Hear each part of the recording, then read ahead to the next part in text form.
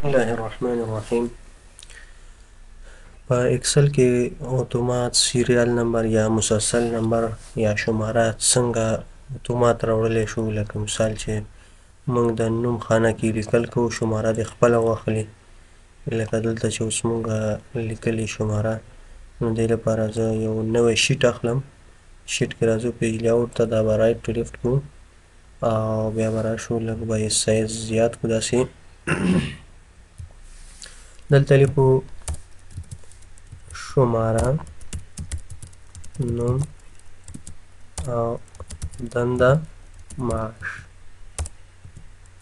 دا مې ولیکه، دا به داسې سلیکټ کړو، لږ به یې سایز چې دی زیات کړو، بولډ به یې کړو او سنټر کې به یې واخلو. اوس غواړو چې دلته دغه جدول برابرو، نو دې کې زه غواړم چې شماره دې خپله راشي. نو شمارې دپاره به مونږ یو فارمول برابر کو، ولیکو چې ایکوال او ولیکو دلته رو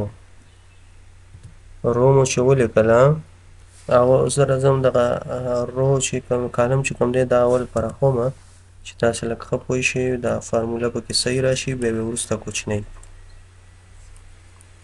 دلته لیکو ایکوال رو، ټیپ به ووهئ، دې پسې به قوس بند کړئ، بیا به ولیکئ ماینس، بیا به ولیکئ رو، بیا به ټیپ ووهئ، دلته به رو ته چې دی ریفرنس ورکړئ. اوس دلته راځو مونږ یو رو چې بره ده، دغه یو رو مونږ سلیکټ کوو او دې نه ماینس کوو، دغه یو رو چې دا ماینس کوو، دې پسې F4 وهو چې دا لاک شي او دا انټر کوو. ګورئ مخکې دې کې دوه راته، اوس به پکې یو راشي. په دې طریقې سره اوس دا مونږ داسې ډریګ کوو لاندې، دې ټولو کې به دا شمارې راشي. اوس که دلته مونږ نوم لیکو، مثال زه لیکم چې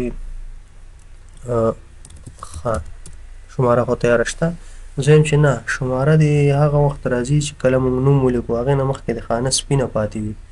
نو بیا به تاسې همداسې کار وکئ، دې سره صرف یو اف اضافه کوئ. زه به یې سر نه ولیکم چې تاسې ښه پوه شئ.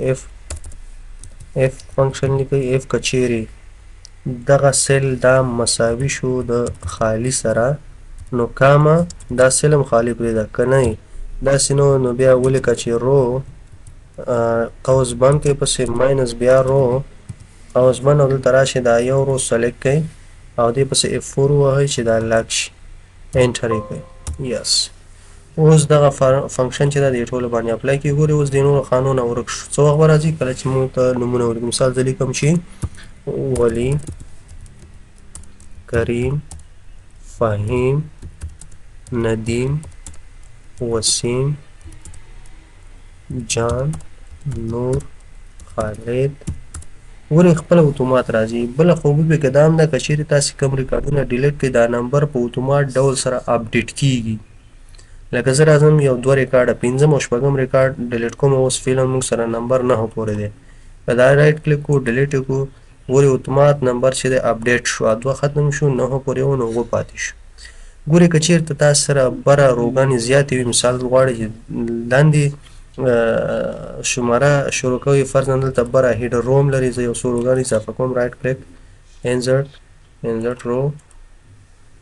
ګورئ دې کې چې دی بیا به تاسې سر نه دلته یو بل فنکشن دې سره چې دی په دې کې دا F4 اتومات چې دی راغی، نو دې طریقې سره تاسې کولی شئ چې څه وکئ، دغه فنکشن یا فارمولا چې دی کار کوي او سیریل نمبر په اتومات ډول سره راوړئ.